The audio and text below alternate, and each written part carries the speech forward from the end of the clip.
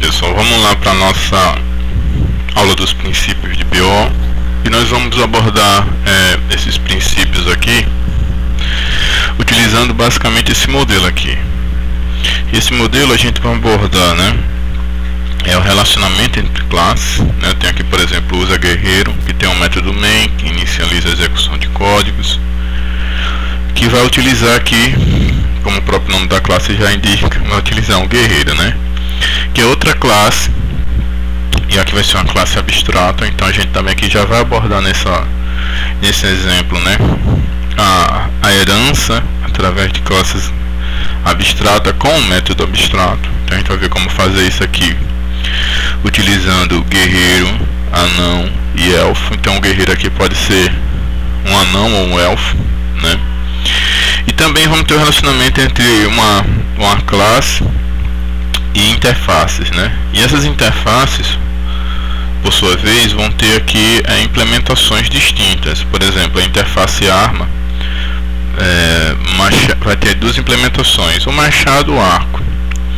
E já a interface vida vai ter mais duas implementações, o mortal ou o imortal, né?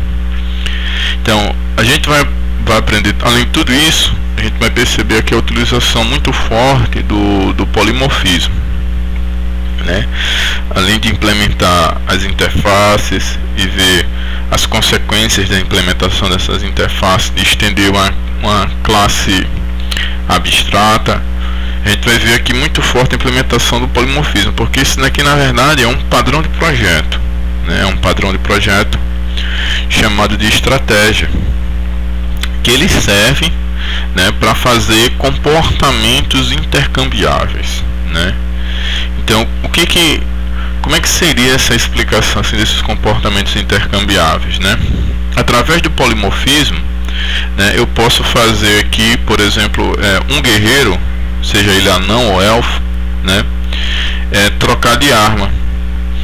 Então eu faço esses comportamentos aqui, né? Eu tenho um conjunto de comportamentos aqui, na verdade só tenho dois, mas eu poderia ter mais, né, referentes à arma, outra implementação de arma aqui, outra arma qualquer, como rifle, como outra coisa. Eu poderia fazer esses em tempo de execução se modificarem, né? Então, se um anão está usando o machado, ele pode começar a utilizar um arco, começar a utilizar uma outra arma, que é o que verdadeiramente acontece, por exemplo, em jogos, né? Não só esse comportamento aqui, eles são intercambiáveis entre si, né? Ou seja, machado com arco, mas também esses dois aqui, ó, referentes à vida, que é outro comportamento, né? Outro conjunto de comportamento, eles são intercambiáveis entre si. Eu posso alterá-los em tempo de execução, né?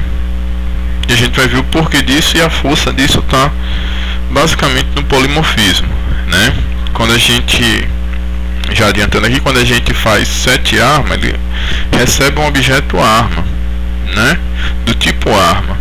Então, se ele recebe um objeto do tipo arma, ele também está disposto a receber os filhos, né? Porque o polimorfismo, se você recebe a mãe, você está disposto também a receber os filhos. Então, do mesmo jeito aqui, set vida, tá? Ele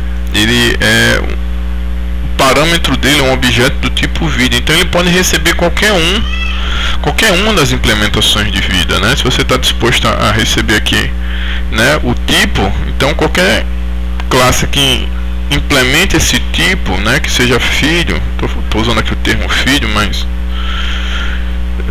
não é classe filha, né, mas a implementação, mas qualquer um dos filhos aqui, ou seja, qualquer tipo de vida, né, que implementa a interface vida, pode ser passado como parâmetro aqui. Então por isso que a gente pode, na verdade, né, fazer em tempo de execução intercambiamento desses dois comportamentos, já que eles implementam a mesma interface, e desses outros dois também entre si, que eles implementam a mesma interface, aqui nesse caso a interface arma. Então eles são comportamentos intercambiáveis. É interessante notar que a gente poderia, né, fazer aqui uma classe guerreiro e botar esses comportamentos diretamente dentro aqui da classe anão ou da classe elfo. Se a gente quisesse, por exemplo, criar um anão com machado, Então a gente já botaria aqui anão e botaria o método mostrar de machado e traria para dentro de anão, né? Já que machado só tem esse método mostrar, então a gente traria para dentro de anão. E a gente teria que agora implementar, por exemplo, outro anão, que seria o anão arco. Se a gente quisesse que o anão utilizasse arco, né? Se o guerreiro anão tivesse a possibilidade de utilizar arco, teria que trazer o método mostrar de arco para esse novo objeto anão arco. Da mesma forma seria com o elfo, né? Então, elfo também poderia ter um machado e poderia ter um arco. Então a gente teria um outro objeto, elfo machado, que teria o comportamento de um elfo que possuísse um machado, elfo arco, que teria um comportamento de um elfo que tivesse um arco, uma arma, o arco. Mas aqui eu estou falando só dos dois. Agora imagine elfo machado, né, e que é mortal. Agora um elfo machado que é imortal. Agora um elfo arco imortal, um elfo arco que usa um arco e que é mortal. Então só aí eu já teria uma explosão muito grande da quantidade de classes de elfo, né? Então isso tornaria meu código muito difícil de ser mantido lá na frente. Então nesse exemplo aqui, o que foi que a gente fez? A gente pensou no seguinte: o que é que pode se alterar, né? O que pode se modificar lá na frente? E a gente viu que o que pode se modificar são os comportamentos relativos à arma e os comportamentos relativos à vida. Então esses dois tipos de esses comportamentos que podem se modificar, né, em tempo de execução, que são variantes, né, a gente separou eles e colocamos por trás de interface. Uma interface chamada arma para os comportamentos referentes à arma e uma outra interface chamada vida para os comportamentos de vida. E assim a gente pode fazer a substituição deles em tempo de execução, como eu já expliquei. Se a gente fizesse como herança, né, iria ter aquela explosão, além de ter aquela explosão de classes muito grandes, né, uma explosão de classes tremenda aqui, exponencial, né, uma explosão de classes exponencial, a gente ainda iria ter um problema de manutenção muito difícil, porque o que me garantiria, depois de ter várias classes aqui embaixo, né, uma explosão de anão com vários comportamentos, de elfo com vários comportamentos, o que me garantiria que uma alteração que eu fizesse aqui em guerreiro, eu iria ter o controle sobre todos os anões e sobre todos os elfos, né? Então a gente tem que ter muito cuidado quando eu for utilizar assim herança. Herança não se utiliza só para evitar digitar código, não, né? Herança a gente utiliza, na verdade, com muita parcimônia, com muita calma, pensando nas alterações que o nosso código pode ter no futuro, né, na manutenção futura. E outro fato também é que herança, ele é uma relação complicada. Ela é complicada porque ela é muito invasiva, ela quebra muitas vezes a questão do encapsulamento, né? Por exemplo, às vezes você tem uma classe filha que chama um método da classe mãe através lá do super, e às vezes para chamar o método da classe mãe você tem que saber, né, os pormenores da implementação daquele método na classe mãe. Então se você numa classe precisa saber do comportamento, os pormenores, a implementação daquele método em outra classe, você está quebrando o encapsulamento, né? Porque a gente tem que saber o contrato, né? Saber o contrato, o que ele recebe, o que ele retorna. Mas quando eu tenho a herança é uma relação muito acoplada entre uma classe filha e uma classe mãe, já que a classe filha muitas vezes precisa saber do comportamento da mãe, né, e modificar muitas vezes também esse comportamento, né? Quando você, por exemplo, se eu tivesse outro método aqui, 7 vida, né, em elfo, então ele iria modificar o 7 vida da classe guerreiro, né? Então a ele poderia chamar, além de poder chamar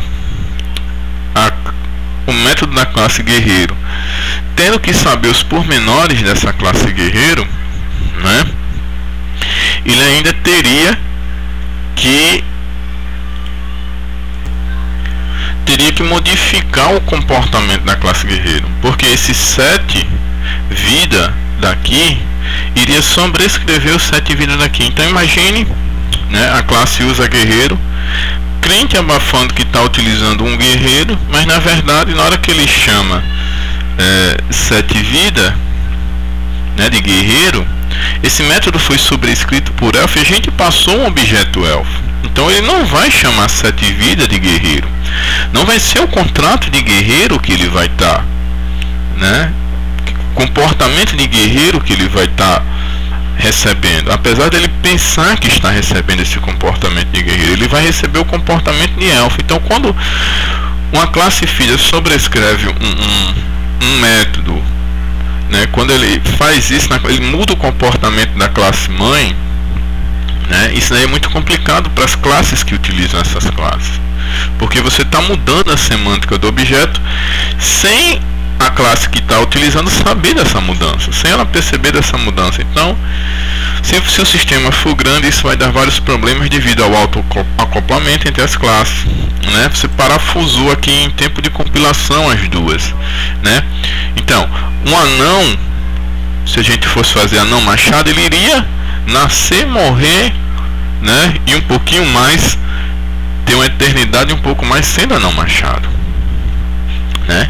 Se fosse um elfo imortal, ele iria nascer, morrer, passar a eternidade um pouco mais sendo um elfo imortal, né? Ele não teria oportunidade de mudar de comportamento e se tornar mortal, deixar de ser imortal e se tornar mortal e vice-versa. Então você parafusou o código, além de ter essa explosão de classes, além de ter esse problema na manutenção, né, esse problema no encapsulamento de uma classe, ter que saber conhecer a outra classe, os pormenores da outra classe, né, e além de mudar o comportamento de forma inesperada para as classes clientes que utilizam essa classe, né? Como eu falei aqui, quando o método da classe filha sobrescreve o método da classe mãe. Um exemplo que a gente tem desse comportamento onde a classe filha precisa realmente conhecer a classe mãe é a classe servlet, né? A gente, quando herda a classe servlet, a gente tem que utilizar um método super, e depois, num certo momento, você tem que utilizar o método super com parâmetro. Em outro momento você tem que utilizar o método super sem o parâmetro. Se eu não me engano, no construtor você tem que utilizar o método super com parâmetro, ou é vice-versa. E no outro método você tem que chamar o super sem parâmetro. Então, essa obrigação aqui na classe filha, que está herdando de servlet, né, eu tenho que saber qual método eu tenho que utilizar na classe mãe, qual método, em qual momento eu tenho que chamar da classe mãe, porque os dois têm comportamentos distintos. Aí é complicado, né? É complicado porque aí você quebra encapsulamento, porque você precisa saber dos pormenores da implementação dos métodos lá dentro. Então, muito cuidado ao utilizar a herança.